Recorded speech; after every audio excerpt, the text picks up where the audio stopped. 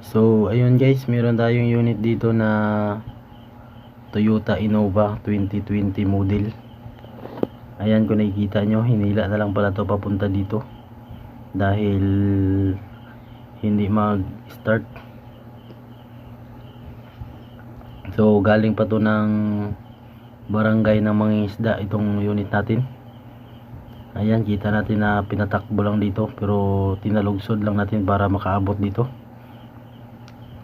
So ayan, so kita natin yung unit dito na ano pa, na medyo sinaw-sinaw pa, bago pa siya. Ayan, so ito yung, so dito tayo sa loob. Ito yung engine nya. So kita natin na wala pa talagang gumalaw dito.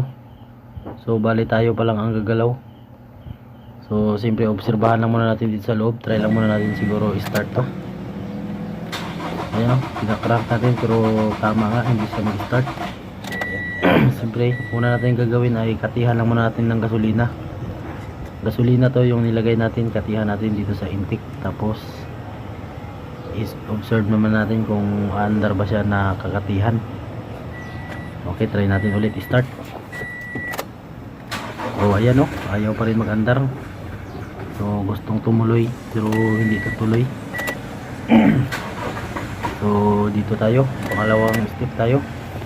Siyempre i-check muna natin kung may supply yung injector, kuryente dito, yung sakit ng injector. Ayan, kita natin na umilaw yung test light natin dito. Ibig sabihin ay mayroong supply yung kuryente.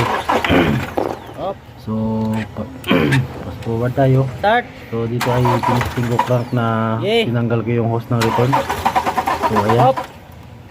So meron tayong nakitang problema. Malakas. So walang intro agad, backlash agad tayo. Ito yung computer box, hindi natin ito gagalawin. Bali yung mga socket lang ng kuryente ang ginalaw natin dito.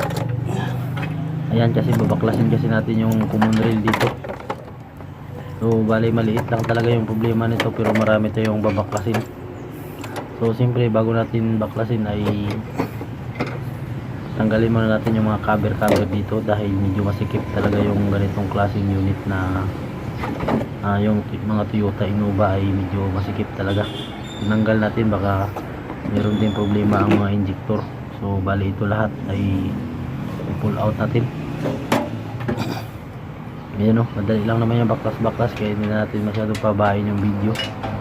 So fast forward tayo. Ayan, natanggal agad natin yung common rail dahil titignan natin yung ito, yun yung tinuturo natin kung anong problema. Dahil lumalabas nga yung fuel dito sa tubo na maliit na yan. So ito yung titignan natin, ito yung relief valve. So ayan, kita natin na ano, you know, may crack siya. So nag-crack to. Ang naging issue kasi nito ay naghalo yung tubig tsaka diesel.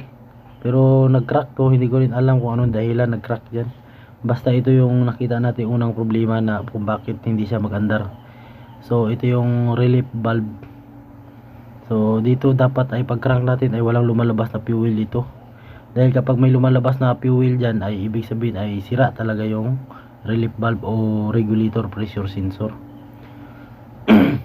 So ayan, ito lahat ng mga binaklas natin.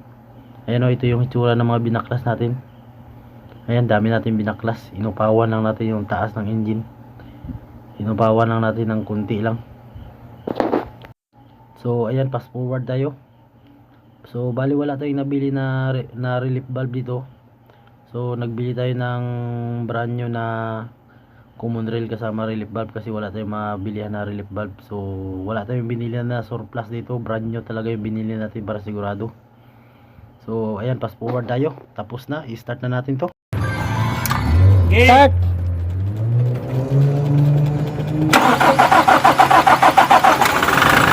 Yun, one click. Palyago.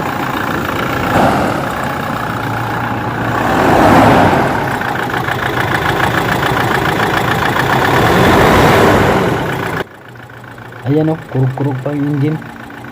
So ayan, kita natin na medyo kurug-kurug pa talaga yung engine. So obserbahan lang muna natin. Ayan, oh. Kasi pa ito napuno. Parang nilalamig pa siya dahil bago yung pisa. Steady naman. So ayan na, nag-steady na rin siya. So ibig sabihin ay goods na, kauna lang pala. So dito ay try natin i-start kung under ba talaga ng 1 click. So ayun, 1 click, okay. So ayan, kita natin na wala naman tayong nakikitang problema dito sa loob. Wala tayong nakikitang sign ng check engine. Ibig sabihin ay goods na goods talaga yung pagkagawa natin. So ayan, dito tayo sa labas. Ayan, medyo malinaw na yung under talaga ng engine. Bali nakabit na natin lahat ng mga accessories dito, mga bracket. So siyempre ay kailangan na natin tong i-road test.